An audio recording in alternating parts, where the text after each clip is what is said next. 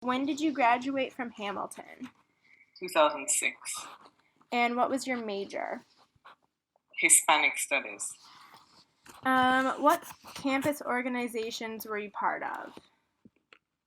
At the time, I was part of the West Indian African Association. That's what it was. I used to be like co-chair of that. I was co-chair of the Women's Center. I was in Black Student Union, and I was in this thing called ICWIS, Intercultural Women's Empowerment Series. Oh, cool. And then what other extracurricular activities did you engage in? None. I think that was pretty much it. Yeah. Awesome. Were you out while a student at Hamilton? Yes, very much so. Are you out now? Yes. While you were a student at Hamilton College, what was the climate like for LGBTQIA students? So when I came out with my very first girlfriend and we came out together. We would just make out everywhere. And people were really shocked because at the time there were couples, but they weren't visibly affectionate gay couples on campus. Like you would know, but it was sort of like the climate was not one in which people were. The climate was not one in which people were really affectionate and out in that way, even if people were out. You know what I mean? Yeah. A few years prior to my coming out with and we were both at the time. Neither of us knew we were gay, and then we just suddenly fell in love, and it became like a thing. So, but before we came out, there was a Black lesbian couple who I know had been subject to a hate crime. They broke into their dorm. They lived in Bundy, and they like wrote, like fuck queers and broke all the CDs. And so I know that women couples had been subject to that before. I also know when I was at Hamilton, this guy Thomas, they would write "fucking fag" on his door, and so definitely the climate was generally hostile, but there were also spaces that were very welcoming. You know, it's not as hostile. It wasn't as hostile as other places can be, in my experience. People were shocked and confused when my girlfriend at the time and I were out, but it wasn't that bad. You know? Yeah. How did you make the decision to be out publicly if you didn't really know how the reception you were going to get? We never had a conversation about it. We realized that the friendship was not a friendship, and we just made out in McEwen one day, and we made out everywhere there was to make out after that. We never had a conversation about. Right. We did have a conversation about coming out to our friends first. We couldn't keep our hands off of each other, so we came out to friends, a small circle, for maybe 2 weeks of doing that. 2 weeks of that, and then we were just out. We were out everywhere, and everybody was shocked, and it was a big scandal and all of that. But we just were like, "Fuck it, we're out." That's awesome. And I think I actually think it was good that we did it that way. That we were making out all the time. Because it didn't. We were naive in some ways, but we also, in many ways, queered public space in a way that Hamilton had not seen before. Like I never saw gay couples. I would see gay couples holding hands, but then we never saw gay couples making out, and we just were like everywhere all the time. Yeah. So no, there was never a conversation outside of our very close friends. We never had a conversation because we knew our friends would hear. Right. So. Okay. Thank you for sharing that. Did you face any personal hardships connected to your LGBTQIA identity while you were a Hamilton student? Not hardships so some people stopped talking to me. Some friends I had to stop talking to me. So there was some kind of social alienation from people who I was friends with, but it wasn't. Those people ultimately were not that important to me. But definitely, yeah. I mean, people stopped talking to me, wouldn't engage me, and or act like they don't know me. So Right. it was always very disappointing. But in the long run, it's fine. In the long run, you don't care about those people. Fuck those people. Right. Like they weren't your friends anyway. But yeah, I mean, there are definitely a group of people who were uncomfortable. We'd get kind of weird comments every now and then. A couple guys would offer us threesomes because we're both kind of feminine presenting Right. women. So we got a couple of those. Yeah, but that was it. Okay. Yeah, I think so people stopped talking to me. That would be the hardships, I would say, was the kind of like some people just wouldn't talk to you anymore. Right. Right. Yeah. So I think that kind of answers the next question, but what was the most difficult part of being LGBTQIA at Hamilton?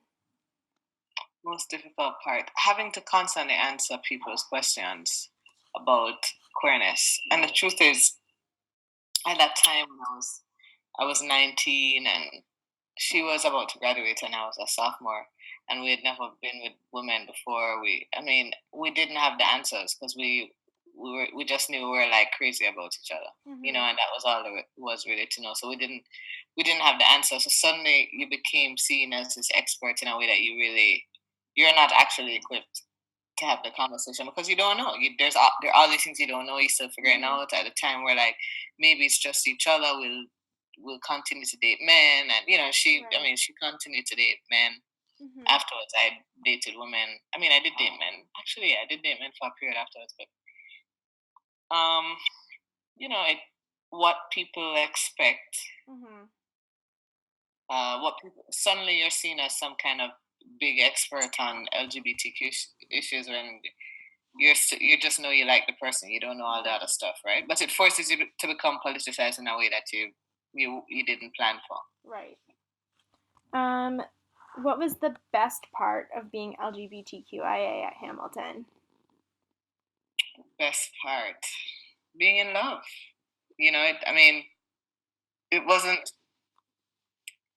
being in love and having a circle of people on campus who were happy for you, even when like our close friends, some of whom were in the beginning like what, and then afterwards they're like, actually it's cute, yeah, and they became like really vocal and really shifted their position. They became politicized or shifted their position, and just being in love on Hamilton and making out every single place we could and making people be like, what, was great. Yeah.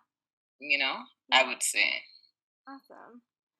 Awesome. Did you engage in campus activism for the LGBTQ community while a student at Hamilton? Yeah, I ended up planning two rallies on campus, but it wasn't for LGBT stuff. LGBT stuff was included in it. It was about race and all of these issues are intersecting, right? So it wasn't one issue; it was about inequality on campus, and so one of them was LGBTQ stuff. Awesome. Yeah. Did you engage in activism for the LGBTQ community off campus while a student at Hamilton? No. So then the last section of questions is general questions about the LGBTQ experience, not necessarily at Hamilton, but outside of Hamilton. Okay. So what impact did coming out or being LGBT have in your work life? So it hasn't impacted me yet, just because it hasn't. Yeah, I would say that question is really relevant to me. When you're in the academy, it's actually the only thing I will say is now when I'm on the job market, there's some universities that do not offer benefits to same-sex couples, and so now it's like that's something I have to consider when I'm on the job market, right? But it's not that I haven't had any experience yet because I've just finished my PhD. I've been a student, right? you know. And prior to that jobs that I had, I was working in Jamaica. I didn't have the space to come out. You know, like there was no room for that really. There's no conversation. Right. What impact did coming out or being LGBT have in your family life? Oh, it's been a very long struggle. I mean, I came out Hamilton. I came out maybe about 10 years ago, and it's been a very kind of long term struggle. It has definitely improved, but it's when people say it's a long journey because you're never not coming out. You know, it's like people think you come out one time, but you're actually constantly coming out. So the constantly coming out thing is a discovery. It's been really challenging with my family, but I've seen improvements over the decade.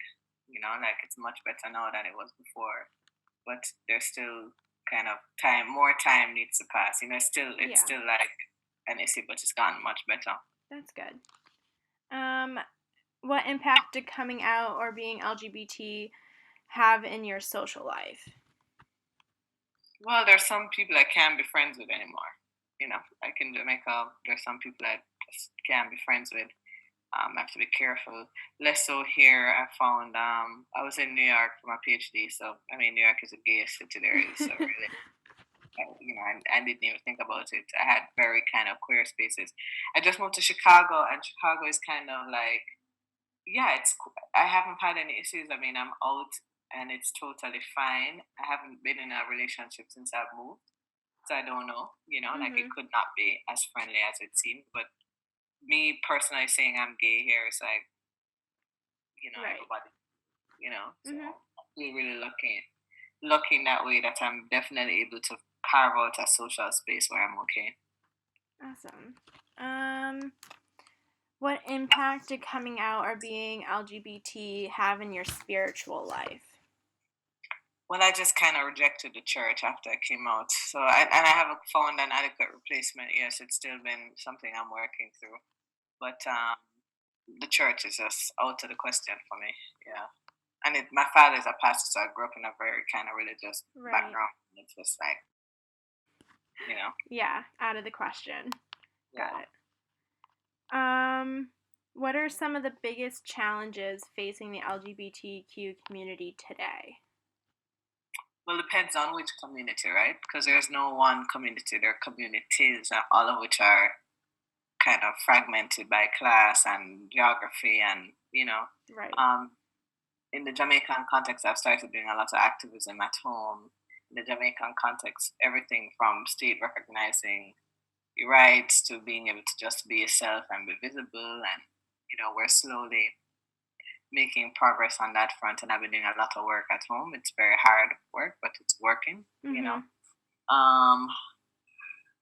I would say for professionals, it's being able to have a world where you don't have to think about getting benefits when you apply for a job. You know, I think it's absurd that this is something to be thought about, and it's something we have to think about with, especially with this administration. They're just crazy, you know. So yeah. Is there anything we missed or anything else you want to add to this interview? Let's see. One of the things that I think at Hamilton that I don't think is talked about in the interview is the space for just friendship among queer people at Hamilton.